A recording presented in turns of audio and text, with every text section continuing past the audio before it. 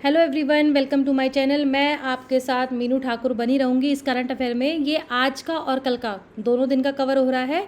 तो आज के क्वेश्चंस कुछ ऐसे हैं जिसके अंदर क्वेश्चंस हैं, क्वेश्चन के साथ ही काफ़ी क्वेश्चन छुपे हुए हैं, क्वेश्चंस निकल के आ रहे हैं। ठीक है, तो इस ट्रिक से पता चलेगा जब आप कोई भी टॉपिक पढ़ते हो, एक क्वेश्चन भी सॉल्व करते हो, मॉक टेस्ट लगाते हो, तो उसके साथ दूसरे क्वेश्चंस कैसे कनेक्टेड है। ठीक है, उन्हें भी नहीं छोड़ना है। तो क्वेश्चन नंबर 1 पे चलते हैं। क्वेश्चन नंबर 1 क्या कहता है, अभी हाल ही में किसी राज्य में ये पाया गया कि कन्नड़ इंस्क्रिप्शन पाया गया है। ठीक है, वो कन्नड़ इंस्क्रिप्शन जो है वो किससे संबंधित है? 900 साल पुराना संबंधित है कल्याणी चालुक्य डायनेस्टी, जो वंश था चालुक्य का, कल्याणी चालुक्य वंश था, उसका है वो इंस्क्रिप्शन कन्नड़, 900 साल पुराना। ठीक है, इंग्लिश में बोलती हूँ मैं। In which state was recently a 900-year-old Kannada inscription of the Kalyan Chalukya dynasty found? Options are, first option Telangana, option B Karnataka, option C Kerala, option D Tamil Nadu. ठीक है, तो सही आंसर क्या है? सही आंसर आपका है तेलंगाना। ठीक है, तो तेलंगाना में ये पाया गया 900 साल पुराना कन्नड़ इंस्क्रिप्शन मिला है। कहाँ से मिला है भाई? ये आपका कल्याणी चालुक्य डायनेस्टी से मिला है। तेलंगाना का जो महबूब नगर डिस्ट्रिक्ट है, ये महबूब नगर डिस्ट्रिक्ट बहुत ही फेमस है। जब कोई ऐसा फेमस डिस्ट्रिक्ट पढ़ते हैं, थोड़ा उसके बारे में भी इधर उधर फैक्ट्स जो है वो जान लेना, कोई कल्चर फॉर्म में या फिर वो किसी, अगर कोई वहाँ आर्ट फॉर्म है ना, या किसी इकोनॉमिक के पॉइंट ऑफ व्यू से वो इम्पॉर्टेंट एक गढ़ माना जा रहा है या जिला माना जा रहा है, तो उस एस्पेक्ट में भी आपको देख लेना है। ठीक है, साउथ रीजन के बच्चे होंगे तो और भी ज़्यादा देख पाएंगे, है ना। तो अभी जो आर्कियोलॉजिस्ट हैं, फेमस आर्कियोलॉजिस्ट और CEO of प्लेच India foundation Shivangi Reddy, इन्होंने कहा कि ये जो इंस्क्रिप्शन है ये तब पाया गया था जब कैंपेन चल रहा था preserve heritage for future generations. जानना ज़रूरी भी है, ये जिज्ञासा होती है, बहुत क्यूरियोसिटी होती है हम सबके मन में, आखिर इतिहास में क्या था, कैसा कल्चर था, कैसे मॉन्यूमेंट्स थे, आर्किटेक्चर कैसा था। अगर सोचो वो से अभी बचा रहे, है ना, वो सेव्ड है या फिर आपका सेफ है, उसका जितनी इन्फॉर्मेशन है वो किसी डाटा स्टोर में सेव्ड है, उसकी पूरा सेफ्टी से जितने मेजरमेंट्स ले सकते हैं उतना लेके उसको प्रोटेक्ट करके रखा है मॉन्यूमेंट्स को, तो वो उतना ही आनंदित देता है, उतना ही हमें नॉलेज भी मिलती है कि भाई हिस्ट्री में क्या क्या था, हमारे पास्ट में क्या क्या था। ठीक है, अब थोड़ा सा जान लेते हैं, हिस्ट्री है आई नो, बट थोड़ा सा जान लेते हैं कल्याणी चालुक्य के बारे में, फैक्ट्स के बारे में, क्योंकि जैसे मैंने कहा क्वेश्चन के अंदर क्वेश्चन है। ठीक है, तो पूछ सकता है, क्योंकि क्वेश्चन था कल्याणी चालुक्य से, चालुक्य एक वंश था तो उसके बारे में पूछ सकते हैं। तो चालुक्य ये है आपका जो वंश है उसको वेस्टर्न चालुक्यस भी कहा जाता है। ये इस्टेब्लिश किसने किया? तेलप्पा सेकंड, एंड इसे तेला टू भी कहते हैं और तेलापा सेकंड भी कहते हैं, है ना। तेलापा या तेला दिया है, कंफ्यूज नहीं होना, दोनों का सेम है। ये कौन थे? अ फ्यूडेटरी ऑफ राष्ट्रकूट। ठीक है, जिन्होंने रूल किया था 200 साल से भी ज़्यादा। He had a special interest, उनके इंटरेस्ट था कन्नड़ लैंग्वेज पर, इसीलिए उन्होंने बहुत, उनका बड़ा योगदान रहा in the development of Kannada and Sanskrit literature. ठीक है, और he also patronised Kannada poet Ranna. ये बहुत बड़े जो फेमस पोइट थे, कवि थे, जिन्हें कहा जाता था कि एक जैम भी कहा जाता था कन्नड़ लिटरेचर का, वन ऑफ दी 3 जैम्स, जो कन्नड़ में कन्नड़ लिटरेचर के जैम थे, 3 जैम्स थे, उनमें से एक माना जाता था रन, जो है रन नाम के कवि को कहा जाता था। Both Chalukyas of Kalyani and Chalukyas of Vengi are the descendants of Chalukyas of Badami. ठीक है, इंपॉर्टेंट फैक्ट है। चालुक्यस ने रूल किया during the period of 6th to 12th century. ठीक है, चलिए ये हो गया हमारे जो जो मोस्ट इम्पॉर्टेंट थे, थोड़े से और आपको अपने आप रिकॉल भी हो जाएंगे क्योंकि आप सब जीएस में हिस्ट्री पढ़ रहे हैं। तो थोड़ा सा कल्याणी चालुक्यस देखते हैं। तो ये आपका रीजन है, ठीक है, जिसमें आपका ताप्ती, कोपासी है, पितिंकाज है, गोदावरी है, ठीक है, सुरवनगरी है, ये सारी आपकी फेमस सिटीज़ थी। नेक्स्ट क्वेश्चन हमारा चल रहा है किस तरफ, एक रोड, एक कनेक्टिविटी, हम सब जानते हैं, ठीक है, कुछ जानते हैं कुछ नहीं जानते, तो जो नहीं जानते उनके लिए ये क्वेश्चन हो जाएगा टफ, जो जानते होंगे उनके लिए क्वेश्चन हो जाएगा इजी। तो भी हाल ही में एक फेमस रोड का निर्माण हो रहा है, अंडर कंस्ट्रक्शन है, बट फ्यूचर में वो कनेक्ट करेगा 2 राज्य को, ठीक है। वो रोड का नाम है निम्मू पदम दारचा। कई लोग हैं जो बहुत घूमने फिरने जाते हैं और उनके लिए टूरिज़्म के लिए और इकोनॉमिक्स ट्रांसपोर्टेशन के लिए ये जो कनेक्टिविटी है, ये 2 राज्यों को जो कनेक्ट करेगा उसके लिए बहुत ही लाभदायक रहेगा। ऑप्शंस क्या क्या हैं, किन 2 राज्यों को कनेक्ट करेगा ये सड़क, ये रोड जो है, हिमाचल प्रदेश या पंजाब, या नहीं और हिमाचल प्रदेश और Jammu and Kashmir, Jammu and Kashmir and Ladakh, Ladakh and Himachal Pradesh, ठीक है। तो ये आपको सही आंसर बताना है। सही आंसर है इसका option D, Ladakh and Himachal Pradesh. Himachal Pradesh अपने आप में ही बहुत सुंदर राज्य है ना। टूरिस्ट का अगर मैं बात करूँ तो एक टूरिज़्म में एक हॉट स्पॉट है इंडिया में, माना जाता है ये राज्य, जिसमें शिमला है आपका, है ना, ये सारी जो कई फेमस जितना है आपका, कसौल है, तो कसौली है, वहाँ पे कितने लोग जाते हैं, बाहर के भी लोग आते हैं, टूरिज़्म सेक्टर बढ़ रहा है। अब सोचो अगर किसी को लद्दाख जाना है, लद्दाख अपने आप में ही बहुत खूबसूरत जगह है, अगर हिमाचल प्रदेश से आपका लद्दाख पास में हो जाए, रोड कनेक्टिविटी बहुत बढ़िया हो जाए, तो आप लगे हाथ वो भी घुमाएंगे, है ना। तो इसीलिए ये रोड की अपने आप में महत्वता बढ़ जाती है। कई बच्चे जो है पीछे से लेक्चर सुन रहे होते हैं और शोर भी कर रहे होते हैं, है ना, और मज़े में पढ़ रहे होते हैं। कुछ लोग बहुत डेडिकेटेड होके पढ़ रहे हैं, तो बहुत फोकस करके पढ़ना है, हंसते हुए मज़े में पढ़ना है, बट फोकस, है ना, वो नहीं बिगड़ना चाहिए। चलिए, क्या हुआ था अभी हाल ही में, बॉर्डर रोड्स ऑर्गेनाइजेशन BRO ने निर्माण किया, कनेक्टेड किया स्ट्रैटेजिक निम्मू पदम दारचा वाया रोड इन लद्दाख, ठीक है, हो चुका है, थोड़ा बहुत काम रह गया, वो चल रहा है। ये 298 किलोमीटर रोड है। ये फैक्ट इम्पॉर्टेंट हो जाता है जब आप कोई फैक्ट वनडे एग्जामिनेशन दे रहे हैं, तो उसमें आपको ये याद रखना है। ये मनाली, यहाँ से इम्पॉर्टेंट फैक्ट शुरू होता है जो आपको याद रखना है। ये कनेक्ट करेगा मनाली टू ले through Darcha and Nimmu on the Kargil ले हाईवे, ठीक है। तो ये हाईवे में आपका जो दारचा और निम्मू है उसके थ्रू मनाली टू ले आपका कनेक्ट हो जाएगा, ठीक है। ये यहाँ से आपकी कनेक्टिविटी हो जाएगी, फिर आप फुर्र से जाएंगे घूमने फिरने एकदम लद्दाख, है ना।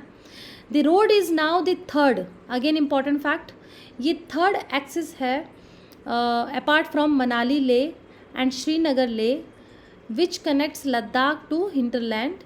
The road derives its strategic importance from the fact that it is not only shorter, यही सिर्फ शॉर्टर नहीं है, ये भी शॉर्टर है, बट इसमें खासियत बात क्या है कि इसके अंदर जो है सिर्फ एक ही आपका पास जो है वो गुजर के जाएगा, उसका नाम है शिंकुला एट 16,558 फीट, इतनी ऊंचाई पे।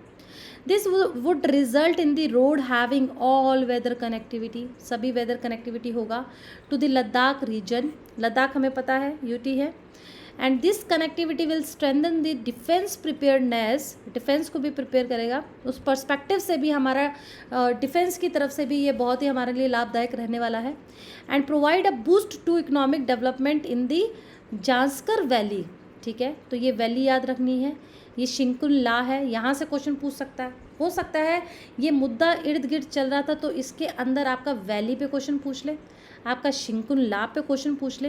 तो भाई आप ज्योग्राफी पढ़ रहे हैं, ये ज़रूर आपके टीचर ने पढ़ाया होगा, इसके बारे में ज़रूर चर्चा की होगी, नहीं की है तो दोबारा से जाके पढ़िएगा NCERT, ठीक है। बाकी दूसरे फैक्ट्स भी आप ले सकते हैं किसी और रिसोर्स से। निम्चू पदम, जो पदम आपका दारचा रोड है या फिर इसे जास्कर हाईवे भी कहते हैं, ये कनेक्ट करेगा UT of Ladakh and Himachal Pradesh, ठीक है जी। चलिए, ये आपका थोड़ा सा मैप के थ्रू मैं आपको दिखाना चाह रही हूँ। ये आपका है मनाली, ठीक है, ये आपका है दारचा, ये शिंकुला है, ये पादुम है, ये निम्मू है और ये आपका है ले। तो मनाली से लद्दाख ले की कनेक्टिविटी इतनी बढ़िया हो जाएगी जिसके अंदर आपका सिर्फ एक ही पास गुजरेगा। ठीक है जी। चलिए इस तरीके से ये देखिए, ये मनाली से शुरू होते हैं, ऐसे ऐसे हम घूमते घूमते घूमते घूमते कहाँ हमारा ले है, हमारा ले ये है। ठीक है, चलिए बहुत बढ़िया। यहाँ से भी जा सकते हैं, ये सारे रास्ते हैं इस तरीके से। नेक्स्ट क्वेश्चन हमारा है विच गल्फ कंट्री। तो भैया पहले तो आपको ये पता होना चाहिए गल्फ कंट्री होती कौन सी है। ठीक है, बट होल्ड, सबसे पहले इसी क्वेश्चन को पढ़ते हैं। क्वेश्चन क्या कहता है, कौन सी गल्फ कंट्री है which will participate in the Miss Universe pageant for the first time. Wow, अभी मिस यूनिवर्स का कंटेस्ट हुआ है, उसमें कौन सी गल्फ कंट्री, क्योंकि ये फर्स्ट टाइम है कि पार्टिसिपेशन हुआ है गल्फ कंट्री की तरफ से भी। तो ऑप्शंस हैं Saudi Arabia, Qatar, Bahrain, Armenia. ठीक है, तो सही आंसर आपका क्या है, सऊदी अरेबिया। ठीक है, चलिए Saudi Arabia is the correct one. ठीक है, अब मिस यूनिवर्स का जो खिताब है ये हर साल दिया जाता है। ये एक मेजर ब्यूटी पेजेंट होता है which is run by a United States and Thailand based Miss Universe organisation. Important fact है, भूलिएगा नहीं। Along with Miss World, Miss International and Miss Earth, it is one of the big 4 beauty pageants. ठीक है जी, चलिए अब बात करते हैं गल्फ कंट्री पे क्वेश्चन है ना, क्वेश्चन के साथ क्वेश्चन। चलिए गल्फ कंट्री अगर कोई पूछता है कि गल्फ कंट्री किसे कहा जाता है, तो बेसिकली हमारा एक पर्सियन गल्फ है, इसके साथ जितनी लगी हुई कंट्रीज़ हैं उन्हें कहा जाता है गल्फ कंट्री। अब आप पूछेंगे मैम पर्सियन गल्फ क्या है, तो ये देखिए, ये आपका गल्फ ऑफ ओमन है, ये आपका पर्सियन गल्फ है। इसके साथ जितनी भी आपकी कंट्रीज़ लगी हुई हैं ये गल्फ कंट्रीज़ कहलाती हैं, जिसके अंदर कौन कौन सी आती है ये देखिए। 7 कंट्रीज़ का नाम दिया हुआ है, Bahrain, Kuwait, Iraq, Oman, Qatar, Saudi Arabia and United Arab Emirates UAE। ठीक है, ये आपकी 7 गल्फ कंट्रीज़ है। In addition all of these countries except Iraq are members of the Gulf of Cooperation Council. लीजिए एक क्वेश्चन और निकल के आ गया, GCC क्या होता है? इसका नाम है गल्फ कोऑपरेशन काउंसिल। एब्रीवेशन का फुल फॉर्म हमेशा पता होना चाहिए। ये कब फाउंड हुआ था? 1981 इन रियाद, सऊदी अरेबिया में ये फाउंड हुआ by Saudi Arabia, Kuwait, United Arab Emirates, Qatar, Bahrain and Oman. ठीक है, इन्होंने मिलकर ये GCC बनाया, which is a political and economic union of 6 Middle Eastern countries. ठीक है जी, चलिए तो ये आपको याद रहेगा। ठीक है, उसके बाद हमारा नेक्स्ट क्वेश्चन है, recently which country has become the first country. हाँ जी भाई, साउथ ईस्ट एशिया में पहली कंट्री बनी है जिसने पास किया है एक लॉ, एक बिल, एक कानून जो अलाउ करेगा सेम सेक्स मैरिज। LGBT सबने सुना है, लेस्बियन, गे, बाइसेक्सुअल, ट्रांसजेंडर। ठीक है जी, हमारे इंडिया में लीगल नहीं है सेम सेक्स मैरिज। ठीक है, लेकिन कई जगह में है, कई कंट्रीज़ में ये से क्रिमिनल भी कहा जाता है। लेकिन हाल ही में एक ऐसी कंट्री, पहली कंट्री बनी है साउथ ईस्ट एशिया में जिसने कानून पास किया है। तो कौन सी है वो आपको बताना है। Option A Thailand, B Singapore, C Laos, Malaysia, D। सही आंसर है यस थाईलैंड, है ना। थाईलैंड बहुत आगे तरक्की कर रहा है। तो थाईलैंड ने अभी ये मैरिज इक्वालिटी बिल पास किया है जिससे क्या होगा, थाईलैंड साउथ ईस्ट एशिया की पहली कंट्री बना है एंड एशिया में 3rd कंट्री बना है which legalised same sex unions, same sex marriage कह लो। थाईलैंड ने ये रिकॉग्नाइज़ किया जो मैरिज की रिस्ट्रिक्शंस हैं वो आपकी 18 से ऊपर होगी उम्र। ठीक है, 18 या 18 से ऊपर, along with their rights to inheritance, tax allowances and child adoption among others। बहुत सारे बेनिफिट्स भी इसके अंदर सम्मिलित किए हैं, ये एक और अच्छी बात है। अब बात आती है फिर क्वेश्चन के साथ क्वेश्चन, साउथ ईस्ट एशिया जो कंट्रीज़ है इनमें कौन कौन सी आती है। इसमें बेसिकली 11 कंट्रीज़ आती हैं जिसके अंदर आपका ब्रूनी, बर्मा को म्यांमार भी कहा जाता है, Cambodia, timer Leste, Indonesia, Laos, Malaysia, Philippines, Singapore, Thailand and Vietnam आती हैं। तो 11 कंट्री से मिलकर कहलाता है आपका साउथ ईस्ट एशिया। ठीक है। ताइवान, थोड़ा सा और डिस्क्रिप्शन में जाते हैं। ताइवान जो है, जैसे मैंने बताया कि एशिया में ये Thailand has become the third country in Asia, है ना, थर्ड कंट्री बना है एशिया में। साउथ ईस्ट एशिया में तो पहली, लेकिन एशिया में थर्ड। तो फर्स्ट एंड सेकंड कौन है ये बताना है, फर्स्ट एंड सेकंड। तो फर्स्ट में आपकी है ताइवान, जो 2019 में जिसने लीगलाइज़ किया सेम सेक्स मैरिज को, और नेपाल ने 2020 में लॉन्च किया, है ना, इंडिया ने नहीं किया है। ठीक है, कुछ लोग निराश होंगे, कुछ लोग इससे हैप्पी भी रहेंगे। जापान एंड साउथ कोरिया जो है वो पाइपलाइन में इसने अपने बिल को रखा है। They are also supporting to make it legal in their country, but अभी थोड़ी सी इश्यूज आ रहे हैं।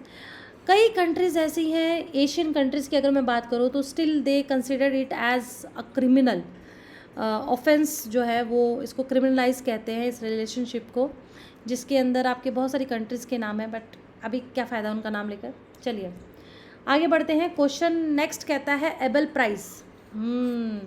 पूछा जा सकता है ये भी क्वेश्चन से कि एबल प्राइज़ किसके संदर्भ में या किसके कंटेक्स्ट में अवार्ड दिया जाता है। That also very important fact. So this is connected with mathematicians, mathematics की फील्ड में ये अवार्ड, ये पुरस्कार दिया जाता है। तो अभी 2024 Abel Prize 2024, who won this award, sometimes called the Nobel Prize of mathematics. इसे मैथमेटिक्स का नोबेल प्राइज़ भी कहा जाता है। ऑप्शंस हैं Avi Wigderson, Luis A Caffarelli, Michel Talagrand, ठीक है, लाजलो लवाज। भाई इससे अच्छे तो हमारे इंडियन नेम्स हैं, है ना, कितने प्यारे से नाम होते हैं हमारे। डॉक्टर राधा कृष्णन है, ये भी अच्छे हैं, खैर क्रिटिसाइज़ नहीं करना है। चलिए बहुत बढ़िया नाम है। अब सही आंसर क्या है आपका, सही आंसर है ऑप्शन सी, मार्शल टेलेग्रैंड। ठीक है, तो ये आपके सही आंसर हैं। ये इन्होंने, ये देखिए कितने प्यारे से लग रहे हैं ये आपके मैथमेटिशियन। किस कंटेक्स्ट में इनको अवार्ड मिला है, that is very important to remember. So Norway की अकेडमी होती है, Norway Academy of Science and Letters, which award this Abel Prize. इनको मिला है मार्शल पेरी टेलेग्राउंड, इनका पूरा नाम है, जो फ्रेंच मैथमेटिशियन है, फ्रांस के रहने वाले हैं। ये भी पता होना चाहिए कि फेमस अगर पर्सनालिटी को अवार्ड मिला है तो वो कहाँ से बिलोंग करते हैं। तो ये फ्रेंच मैथमेटिशियन है जिन्हें अवार्ड मिला है for his contributions to probability theory and stochastic processes. ठीक है, अभी क्या है थोड़ा सा डिटेल में समझिए। इनका जो काम था वो रिलेटेड था role of randomness in various phenomena. कुछ चीज़ों में रैंडमनेस होता है, रैंडमली कुछ ना कुछ हो जाता है, जैसे कि, और which crucial for fields like weather forecasting and business logistics. ऐसी फील्ड्स में या कई ऐसी फील्ड्स हैं जिनमें अचानक कोई घटना घट जाती है, तो उसमें प्रोबेबिलिटी थ्योरी को कैसे यूज़ किया जाएगा, स्टोकास्टिक प्रोसेस कैसे है, तो उसमें बड़ा डेवलपमेंट में उनका कंट्रीब्यूशन है इन दिस रैंडमनेस में। ठीक है, तो सेंट्रल टू हिज रिसर्च जो सेंट्रल पॉइंट था वो यही था, understanding and application of the Gaussian distribution which evident in seemingly random events such as birth weight, academic performance and athlete retirements. ठीक है, नेक्स्ट क्वेश्चन से बढ़ने से पहले अगेन क्वेश्चन के अंदर क्वेश्चन, एबल प्राइज़ क्या है। एबल प्राइज़ हर साल दिया जाता है by the king of Norway to one और मोर आउटस्टैंडिंग मैथमेटिशियंस। ज़रूरी नहीं है किसी एक को दिया जाएगा, और इसमें फाइनेंशियली कंट्रीब्यूशन भी है, मॉनिटरी अवार्ड भी है, मॉनिटरी भी बेनिफिट है इसके अंदर। 7.5 मिलियन नॉर्वे क्रॉनर का जो वहाँ की होम करेंसी है। तो इसको किसके उपलक्ष्य में इनका नाम रखा गया, इसको एबल प्राइज़ कहा जाता है। नॉर्वे मैथमेटिशियन नील्स हेनरिक, ये इंपॉर्टेंट फैक्ट है, ठीक है, नहीं भूलना है, याद रखना है। चलिए नेक्स्ट क्वेश्चन है कबड्डी। अभी हाल ही में विश्व कबड्डी दिवस मनाया गया 2024, जिसने हिस्ट्री क्रिएट की by creating a Guinness world record with the participation of 128 players. कहाँ से, कौन सी कंट्री ने ये हिस्ट्री क्रिएट की है। Option A India, option B Japan, option C Malaysia, option D Bangladesh. और आपको बहुत सुन के अच्छा लगेगा, प्राउड फील होगा। India is the correct answer. India ने ये आप हिस्ट्री ये क्रिएट किए है। इंडिया ने अचीव किया है गिनीज वर्ल्ड रिकॉर्ड, और उसके अंदर इसी वर्ल्ड कबड्डी डे को 24 मार्च, ये भी याद रखना है, ये वर्ल्ड कबड्डी डे कब मनाया जाता है, 24 मार्च।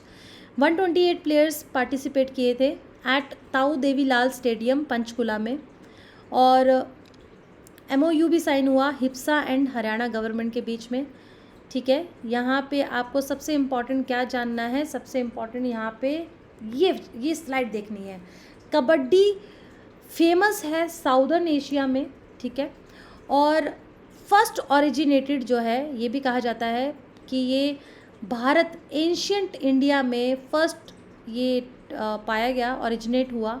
ये भारत के कई कंट्रीज़, भारत के अंदर कई स्टेट्स के अंदर ये ऑफिशियल गेम्स है, गेम के नाम से भी विख्यात है, और कई कंट्रीज़ में भी ये खेला जाता है। ठीक है, भारत के अंदर मैं बात करूँ ऑफिशियल गेम तो कहाँ कहाँ पे है, पंजाब, तमिलनाडु, बिहार, तेलंगाना एंड महाराष्ट्र। ठीक है, ये 5 राज्यों में ये ऑफिशियल गेम है कबड्डी।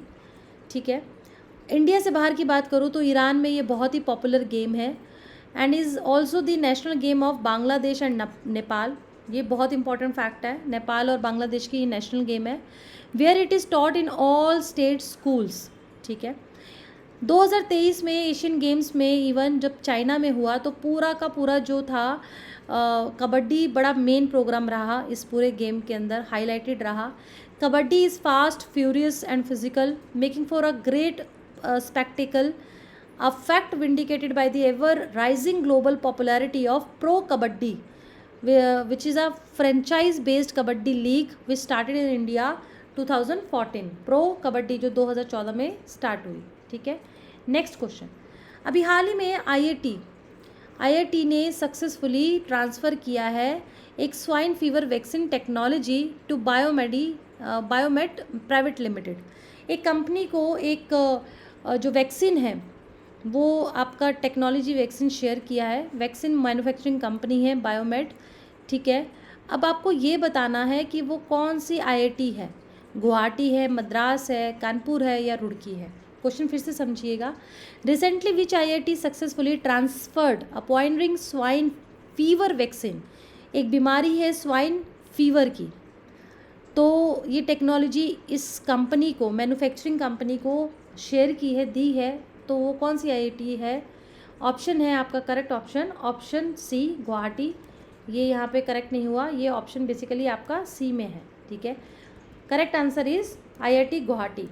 चलिए थोड़ा सा पढ़ते हैं, ये ट्रांसफ़र हुई है। ये वैक्सीन के बारे में देखें तो ये वैक्सीन आपका यहाँ पे गुवाहाटी, IIT गुवाहाटी फेमस है। ठीक है जी, ये वैक्सीन जो है ये पहली बार भारत में फर्स्ट टाइम प्रोड्यूस्ड हुई है। टारगेट था swine fever virus which prevalent in states like Bihar, Kerala and north eastern region. Important fact है, इम्पॉर्टेंट फैक्ट। ठीक है, this vaccine for pigs harness reverse genetic platform, ये फैक्ट इम्पॉर्टेंट है। Although this swine fever does not affect humans, it is a highly contagious disease among pigs and poses a severe threat with a very high mortality rate. ये याद रखिएगा fact. Next question है, हाल ही में एक report आई, India employment report 2024 which recently seen in the news is released by which organisation, किस organisation ने इसको रिलीज़ किया है। ILO, इंटरनेशनल लेबर ऑर्गेनाइजेशन, जिसका शॉर्ट फॉर्म है ILO abbreviation, and Institute of human Development. Option B Amnesty International. UPSC ने ये question पूछा था आज से 3 से 4 साल प्रीलिम्स का, अगर आप देखोगे एमनेस्टी इंटरनेशनल पे एक क्वेश्चन आया हुआ है। ठीक है, 4 साल नहीं, ज़्यादा ही हो गया। ठीक है, United Nations conference on trade and development, UNCTAD जिसे कहा जाता है। ठीक है, UNCTAD। ठीक है, last option World Health Organization, WHO। तो करेक्ट आंसर आपका क्या है, करेक्ट आंसर आपका है yes, ILO and Institute of human Development. तो ये रिपोर्ट आई है, दोनों ने मिलकर ये रिपोर्ट दी है जिसके around 83% of unemployed are young है, यंग इंडिविजुअल्स है, ठीक है। एजुकेटेड यूथ में बहुत ज़्यादा ऐसे लोग हैं जो पढ़े लिखे जॉबलेस हो रखे हैं, बहुत बड़ा कंसर्न है ये कंट्री के लिए। विच कंप्राइजिंग जो जिनके पास इवन सेकेंडरी एजुकेशन जो है और हायर एजुकेशन है 65.7%। तो पढ़े लिखे होकर अगर जॉबलेस है तो ये एक चिंता का विषय है। This trend indicates a pressing need for interventions to address youth unemployment and skill development. तो स्किल कहीं ना कहीं मिसमैच है with to the market's demand, तो उसके लिए इंटरवेंशन होना बहुत ज़्यादा ज़रूरी है। तो थोड़ा सा ये ऑर्गेनाइजेशन के बारे में पढ़ लेते हैं। एमनेस्टी इंटरनेशनल की बात करें तो ये एक तो नॉन प्रॉफिट ऑर्गेनाइजेशन है, ये एनजीओ है। इसका हेडक्वार्टर कहाँ है? लंदन में, यूनाइटेड किंगडम में। ग्लोबली ये देखता है, इसका मेन पर्पस क्या है? प्रोटेक्टिंग ह्यूमन राइट्स, ठीक है। बस ये आपको इम्पॉर्टेंट याद रखना है। फाउंडर नहीं भी याद रखोगे तो याद है, कोई दिक्कत नहीं है। यूके हेड ऑफिस है, ये मेन इसका पर्पस है। फिर आप आ जाइए अंगटेड। अंगटेड की फुल फॉर्म पता चलेगी। 64 में ये फाउंड आउट हुआ, जैसे ये 61 में। तो इससे ये आइडिया हो जाता है कि पुराना है, ये एक्टिव है, ठीक है। ये भी देखना कौन सा एक्टिव है कौन सा नॉन एक्टिव है। जिनेवा स्विट्ज़रलैंड, हेडक्वार्टर है जिनेवा में अंगटेड का, ठीक है। पेरेंट ऑर्गेनाइजेशन क्या है? यूनाइटेड नेशंस जनरल असेंबली या आपका यूनाइटेड नेशन सेक्रेटेरिएट, ठीक है। उसके बाद वर्ल्ड हेल्थ ऑर्गेनाइजेशन पे आ जाइए। 7 अप्रैल 1948 में इसका फॉर्मेशन होता है। जो इसकी एजेंसी है यूनाइटेड नेशन स्पेशलाइज्ड एजेंसी है, ये हेडक्वार्टर दोनों का सेम है, ठीक है। और इसका पेरेंट ऑर्गेनाइजेशन है United Nations Economic and Social council, ठीक है। तो ये आपको याद रखना है, यूनेस्को, ठीक है जी। चलिए नेक्स्ट, आईएलओ का जो हेडक्वार्टर है ये भी आपका जेनेवा स्विट्ज़रलैंड में है। पेरेंट ऑर्गेनाइजेशन आपके United Nations General Assembly, United Nations Economic and Social Council. Nobel Peace Prize मिल चुका है 1969 में, इंपॉर्टेंट फैक्ट है। IHD के बारे में अगर हम बात करें तो ये 1998 में आया, under the aegis of the Indian society of labour economics. ये नॉन प्रॉफिट ऑटोनॉमस इंस्टीट्यूशन है भारत का और इसका हेडक्वार्टर दिल्ली में है, ठीक है। और इसका मेन रिसर्च वर्क क्या है, रिसर्च एरियाज़ क्या क्या है? Labour and employment, livelihood, gender, health, education and other aspects of human development. So this is all about the IHD, ठीक है। तो इसके साथ हमारा current affairs of these 2 days ख़त्म होता है। Please please please like, share and subscribe my channel, and if you have any suggestions please add and tell me, right. Okay, कोई भी डाउट है, कोई भी कन्फ्यूज़न है related to these questions, you can ask me in the comment box. Thank you.